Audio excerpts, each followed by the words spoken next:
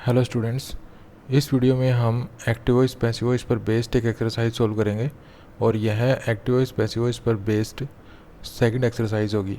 इससे पहले हम एक एक्सरसाइज और पहले सॉल्व कर चुके हैं। अगर आपने वो एक्सरसाइज नहीं देखी है तो आप वो भी देख सकते हैं।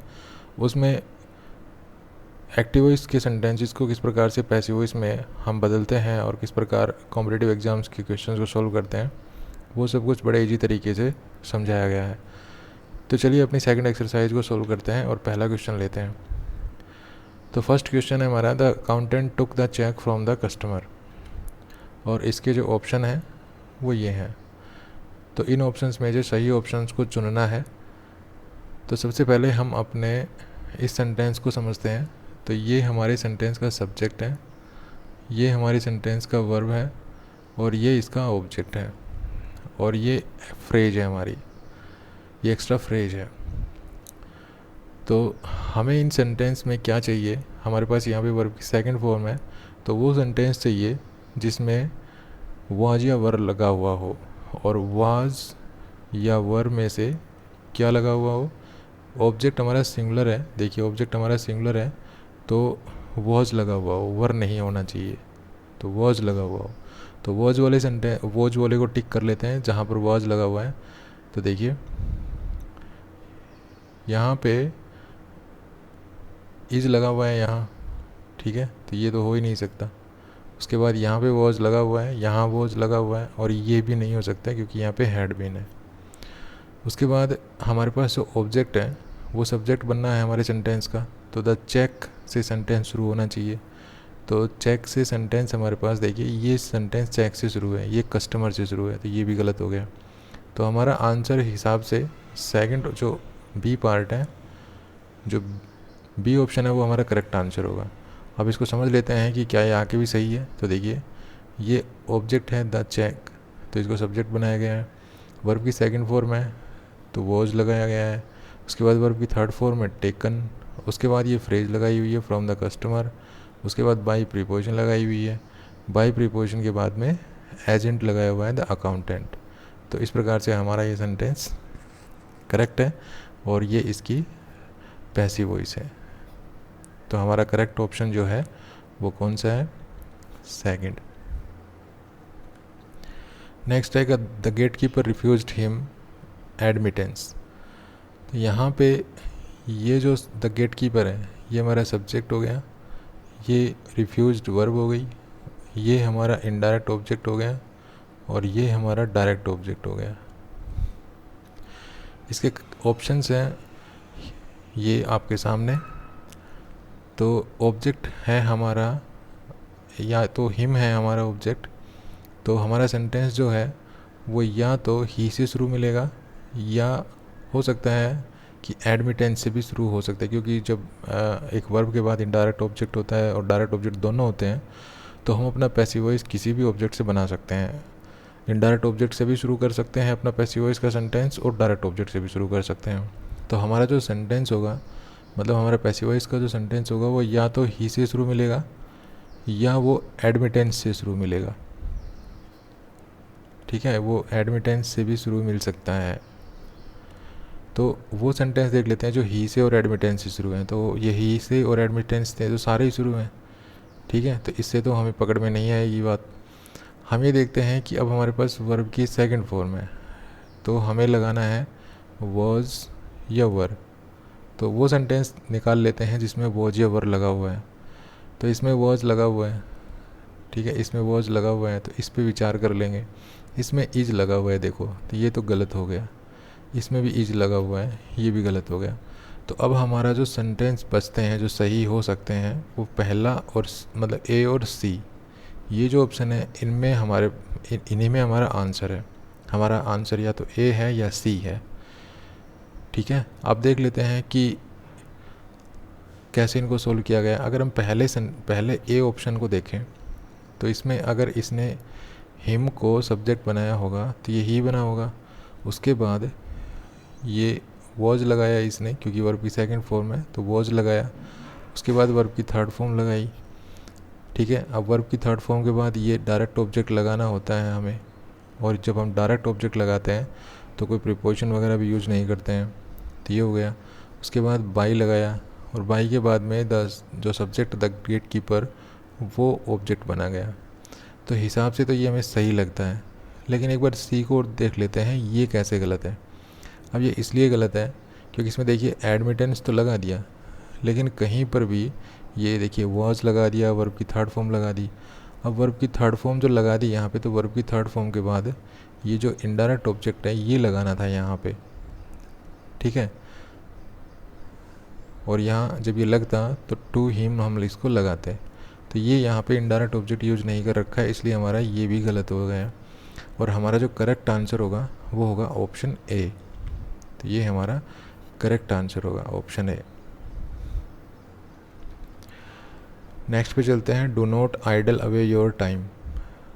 अब ये सेंटेंस कैसा है, तो जैसे कि मैंने आपको बताया था पहले भी कि जो सेंटेंस डू नॉट से शुरू मिले और डू नॉट के बाद सीधी मेन वर्ब मिले, ठीक है, मेन वर्ब मिले, और आगे चल के लास्ट में फुल स्टॉप मिले, तो ऐसे सेंटेंस जो होते हैं वो इम्पेरेटिव सेंटेंस होते हैं। तो ये हमारा इम्पेरेटिव सेंटेंस है। ये हेल्पिंग, ये जो है डू नॉट एक ऑक्सिलरी वर्ब है, और उसके बाद ये मेन वर्ब है, और ये इसके साथ पार्टिकल है, और ये इसका ऑब्जेक्ट है। तो चलिए इसके ऑप्शंस देख लेते हैं कि किन ऑप्शंस में से हमें अपना सही आंसर चुनना है। तो ये हो गया your time should not be idled away, ठीक है, और let your time be not idled away, let your time not be idled away, और your time not be idled away.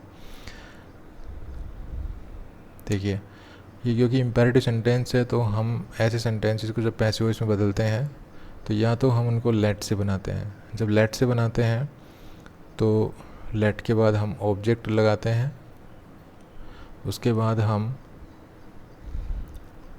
B लगाते हैं, और क्योंकि नेगेटिव है तो नॉट बी होना चाहिए, और उसके बाद वर्ब की थर्ड फॉर्म होनी चाहिए। और या फिर कोई सेंटेंस इम्पेरेटिव है तो उसको हम पैसिव वॉइस में चेंज करने के लिए दूसरा जो तरीका है वो ऑब्जेक्ट लगाते हैं, उसके बाद शुड भी लगाते हैं, उसके बाद वर्ब की थर्ड फॉर्म लगाते हैं, और तीसरा जो होता है वो यू आर ऑर्डर्ड एडवाइज्ड वगैरह, इससे हम पैसिव वॉइस में कोई भी एक्टिव वॉइस का सेंटेंस बदल सकते हैं। तो इनमें से अगर हमारे पास स्ट्रक्चर्स पर बेस्ड अगर कोई सेंटेंस मिलता है तो हमारा आंसर हो सकता है। तो पहले सेंटेंस को देख लेते हैं। पहला सेंटेंस तो लेट से तो शुरू नहीं है, चलो लेट वालों को पहले देख लेते हैं। ये सेंटेंस लेट से शुरू है, ये लेट से शुरू है, ठीक है। और शुड वाला कौन सा है, शुड वाला पहला भी है। तो लेट और शुड से जो नहीं, मतलब इन तीनों स्ट्रक्चर्स में कोई मैच नहीं करता, तो वो डी पार्ट है। तो डी पार्ट तो किन्हीं स्ट्रक्चर्स में मैच नहीं करता, तो ये तो आंसर हो ही नहीं सकता हमारा। चलिए लेट वालों को देख लेते हैं। तो पहले लेट लगाया, लेट के बाद में ऑब्जेक्ट लगाया योर टाइम, ये भी ठीक है। ये भी यहाँ पे बी के बाद नोट लगा हुआ है, ठीक है, ये यहाँ पे गलत है, तो ये हमारा ऑप्शन नहीं हो सकता। उसके बाद ये लेट से शुरू है तो लेट लगा दिया, ठीक है। योर टाइम ऑब्जेक्ट जो है वो लगा दिया, ये भी ठीक है। उसके बाद नॉट बी आइडल्ड अवे, ये यहाँ पे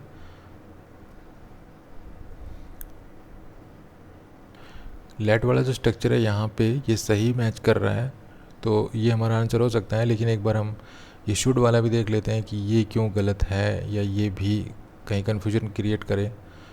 तो ये हमारा, अगर हम इसको शुड से बनाएं मान लीजिए, तो ये ऑब्जेक्ट हम रखेंगे पहले योर टाइम, उसके बाद शुड नॉट भी लगाना चाहिए हमें, ये क्योंकि नेगेटिव है तो शुड भी की जगह शुड नॉट भी होना चाहिए। तो शुड नॉट बी नहीं है यहाँ पे, देखिए ध्यान से, शुड नॉट टू भी कर रखा है, ये टू और लगा रखा है, तो ये भी हमारा गलत हो गया। तो हमारा करेक्ट आंसर होगा ऑप्शन सी। तो ये हमारा करेक्ट आंसर हो जाएगा, बाकी सभी आंसर्स हमारे गलत होंगे, ठीक है। तो ये हमारा करेक्ट आंसर हो जाएगा, let your time not be idled away. Next है Sohan was interviewing the political leaders. अब यहाँ पे ये हमारा सब्जेक्ट है, ये हमारी वर्ब है, ठीक है, ये सब्जेक्ट है, ये वर्ब है, और उसके बाद ये हमारा ऑब्जेक्ट है। तो ये चार ऑप्शंस हैं, इन चार ऑप्शंस में से हमें सही आंसर को फाइंड आउट करना है। तो हमारा जो पैसिव वॉइस का सेंटेंस है उसकी शुरुआत ऑब्जेक्ट से होनी चाहिए, द पॉलिटिकल लीडर्स से। जो सेंटेंस हमारा द पॉलिटिकल लीडर्स से शुरू है, तो जो ऑप्शन पॉलिटिकल लीडर्स से शुरू है वो हमारा करेक्ट आंसर होगा। लेकिन यहाँ पर चारों ही जो सेंटेंस है आप देख रहे हैं, ये चारों ही सेंटेंस द पॉलिटिकल लीडर्स से ही शुरू हैं। लेकिन यहाँ पे ध्यान से देखिए, जो सेकंड पार्ट है, यहाँ पे जो सेकंड पार्ट है ये पॉलिटिकल लीडर लिखा हुआ है इसमें, यहाँ पे देखिए। तो ये तो हमारा आंसर हो ही नहीं सकता। ठीक है, जो बच गए 3, तो यही इनमें से हमारा कोई करेक्ट आंसर होगा। अब चलिए वर्ब मैच कर लेते हैं इनमें। तो वाज इंटरव्यूइंग है, तो पॉलिटिकल लीडर्स प्लूरल है, तो हमारे पास जो पैसिव वॉइस में जो वर्ब लगी हुई होनी चाहिए वो ये होनी चाहिए, वर बीइंग इंटरव्यूड। ये हमारे पास वर्ब होनी चाहिए। अब जिस पार्ट में ये वर्ब है वो हमारा करेक्ट आंसर हो सकता है। तो ये हमारे पास, ये देखिए सी में तो लगा ही नहीं है, सी में तो इज़ बीइंग लगा हुआ है, तो ये गलत हो गया। और सॉरी डी में देखिए इज़ बीइंग लगा हुआ है, तो ये तो हमारा वैसे ही गलत हो गया। सी जो है इसमें आर बीइंग लगा हुआ है, ठीक है, तो ये भी गलत हो गया। अब 3 तो हमें गलत ढूंढ लिए हैं, तो हमारा करेक्ट आंसर होगा ए। तो ए देख लीजिए कैसे बना हुआ है, तो ये पॉलिटिकल लीडर्स ऑब्जेक्ट था तो सब्जेक्ट बना रखा है, उसके बाद में वर बीइंग इंटरव्यूड, ठीक है, उसके बाद बाई लगा रखा है, और बाई के बाद जो सब्जेक्ट है सोहन, इसको ऑब्जेक्ट बना रखा है ये। तो हमारा करेक्ट आंसर हो गया A, the political leaders were being interviewed by Sohan. Next है the builders have built a perfect dam across the stream. Stream का मतलब होता है कोई छोटा नाला वगैरह। तो ये हमारा सब्जेक्ट हो गया द बिल्डर्स, उसके बाद हैव बिल्ट, ये हमारी वर्ब हो गई, उसके बाद ए परफेक्ट डैम ये ऑब्जेक्ट हो गया, अक्रॉस द स्ट्रीम ये हमारी एडवर्ब फ्रेज हो गई। हमारा करेक्ट आंसर इन ऑप्शंस में से मिलेगा। तो हमारा जो पैसिव वॉइस का सेंटेंस है वो शुरू होना चाहिए ऑब्जेक्ट से, अर्थात ए परफेक्ट डैम से। तो हिसाब से देखें तो ए परफेक्ट डैम से चारों ही सेंटेंस शुरू हैं, तो यहाँ से तो हमें हिंट नहीं मिलेगा। चलिए वर्ब पे चलते हैं। अब वर्ब है यहाँ पे हैव बिल्ट। तो एक्टिव वॉइस में जब हैव हैज़ यूज होते हैं, तो पैसिव वॉइस में हम क्या यूज करते हैं, हैज़ बीन और हैव बीन, या तो हैज़ बीन या हैव बीन। अब ए परफेक्ट डैम सिंगुलर है, तो सिंगुलर अगर हमारा ए परफेक्ट डैम सब्जेक्ट बनेगा तो इसके बाद हम हैज़ बीन यूज़ कर सकते हैं।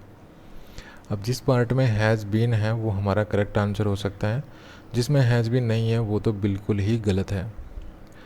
तो यहाँ पे देखिए ए परफेक्ट डैम हैज़ बिल्ट लिख रखा है, तो इसमें बीन नहीं है, तो ये गलत हो गया। उसके बाद a perfect dam has been लिख रखा है, तो इस पर हम विचार कर सकते हैं, ये हमारा करेक्ट आंसर हो सकता है बी। उसके बाद इसमें हैव बीन लिख रखा है, तो ये भी गलत हो गया। और इसके बाद वाज बीइंग लिख रखा है, तो ये भी गलत हो गया। तो हमारे पास एक ही ऑप्शन बचता है हैज़ बीन वाला, वो है बी। तो एक बार इस पे विचार कर लेते हैं कि क्या आगे का भी सही है। तो देखिए ये ऑब्जेक्ट है, तो ये हमारे पास सब्जेक्ट बना रखा है इसने। उसके बाद हैव है, तो इसमें हैज़ बीन यूज कर रखा है। ये वर्ब है, तो वर्ब की थर्ड फॉर्म यूज कर रखी है, ठीक है। हैव के बाद वर्ब की थर्ड फॉर्म ही आती है, तो वर्ब की थर्ड फॉर्म ये है।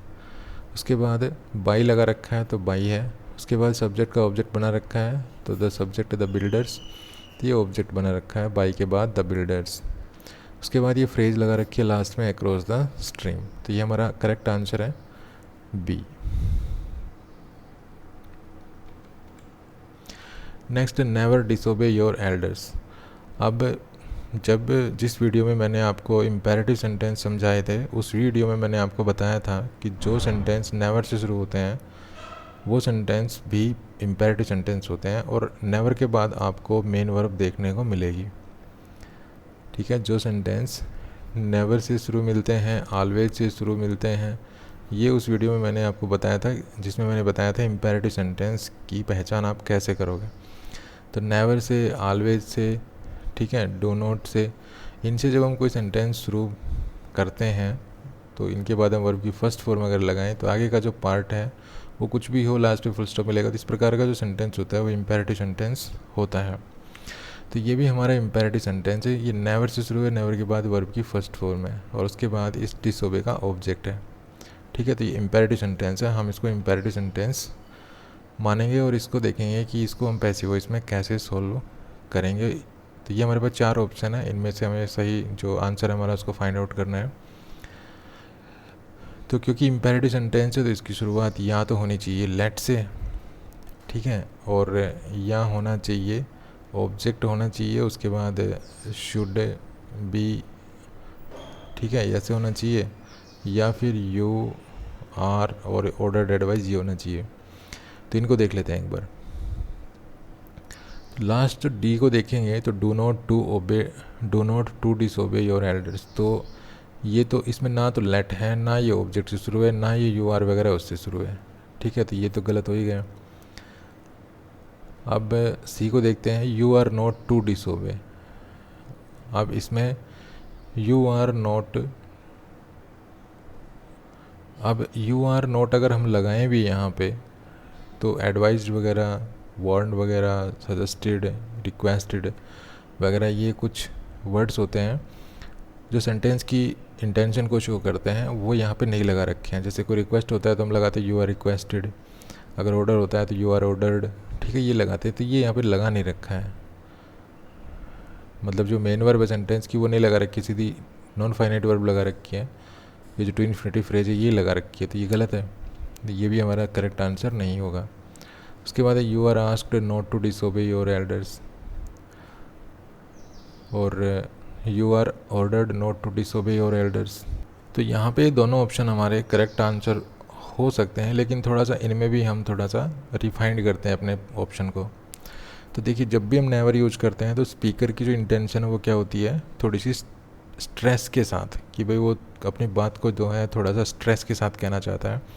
और जब भी हम कोई स्ट्रेस के साथ बात बोलते हैं तो उसमें कोई फीलिंग होती है। और यहाँ पे जो आस्क वर्ब है, तो ये आस्क जब भी हम यूज़ करते हैं तो ये ऐसी सेंस देता है जैसे कि कोई सिंपली बिना किसी स्ट्रेस के बात कोई कही गई हो। ठीक है, तो ये हमारा करेक्ट आंसर नहीं होगा। तो हमारे पास एक ही आंसर बचता है ये। और यहाँ पे देखिए ऑर्डर की इंटेंशन यहाँ पे दी गई है, ये ऑर्डर वर्ड यूज़ किया गया, यू आर ऑर्डर्ड। ठीक है, तो ये जो सेंटेंस है ये स्पीकर किसी को ऑर्डर देने के लिए बोल रहे हैं, नेवर डिसोबे योर एल्डर्स। तो यहाँ पे you are ordered not to disobey your elders, तो ये हमारा करेक्ट आंसर हो जाएगा। देखिए, 4 ऑप्शन जब भी किसी कॉम्पिटिटिव एग्जाम्स में आपको देखने को मिलते हैं, मतलब ऐसे जब क्वेश्चन हम सॉल्व करते हैं जिसमें 4 ऑप्शन में से हमें एक ऑप्शन फाइंड आउट करना होता है, तो हमें उसमें 2 बातें आनी चाहिए। या तो हमें अपना आंसर जो है वो 100% जो सही है आपकी नज़र में वो आप ढूंढ लें कि भाई मेरा तो जैसे सेकंड ऑप्शन है और ये 100% सही है, या तो आप ये ढूंढ लें। या फिर आप जो इसके साथ साथ आपको क्या करना है कि जो 3 ऑप्शंस आप नकार रहे हैं उनमें आपको पता होना चाहिए कि वो तीनों आंसर जो हैं वो क्यों गलत हैं। ठीक है, ये भी आप अगर इसको भी अगर जस्टिफाई कर सकें इस चीज़ को भी, तो आपके लिए तो बिल्कुल अच्छी बात होगी और आपका जो आंसर है वो बिल्कुल रिफाइंड होके आएगा। चलिए नेक्स्ट है, please make room for me.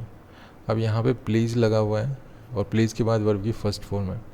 Imperative sentence वाले वीडियो में मैंने बताया था कि अगर कोई सेंटेंस प्लीज़ से शुरू है और उसके बाद वर्ब की फर्स्ट फॉर्म है तो इम्पेरेटिव सेंटेंस ही होगा वो भी। और इसकी जो पैसिव वॉइस बनेगी वो ज़्यादातर यू आर रिक्वेस्टेड इस फ्रेज से बनती है। तो इन ऑप्शंस में से यू आर रिक्वेस्टेड वाली फ्रेज निकाल लीजिए, बाकी सारे छोड़ दीजिए।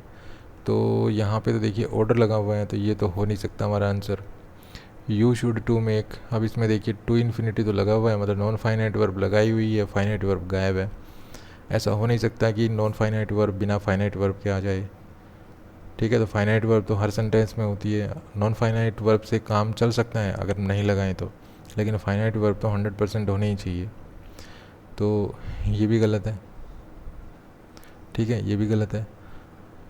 नेक्स्ट है, please make room for me. अब ये तो जैसे का तैसा लिखा हुआ है, तो ये तो वैसे ही गलत है।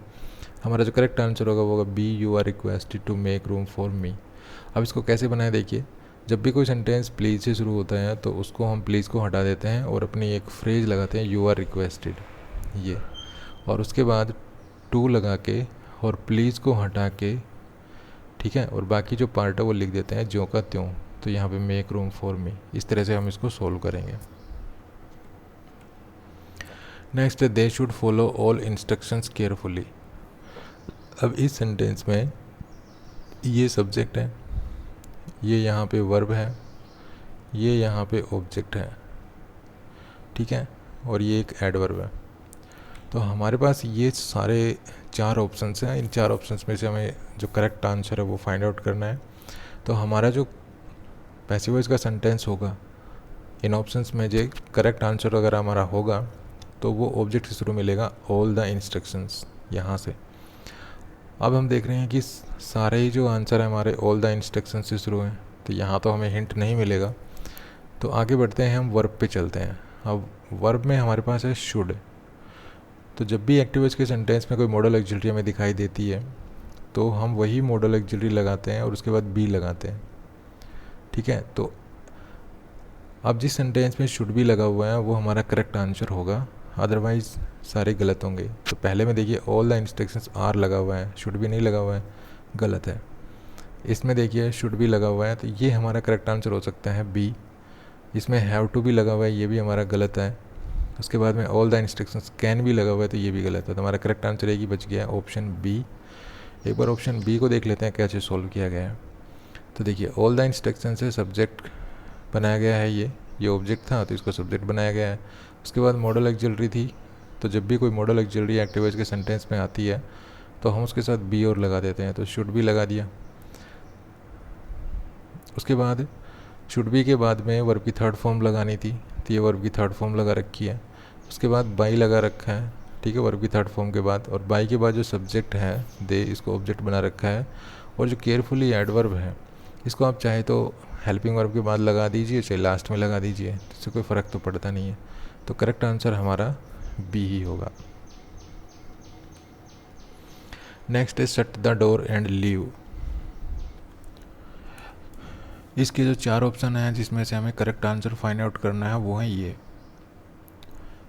तो सबसे पहले तो अपने जो एक्टिव वॉइस का सेंटेंस है, जो हमारा क्वेश्चन है, उसको समझते हैं।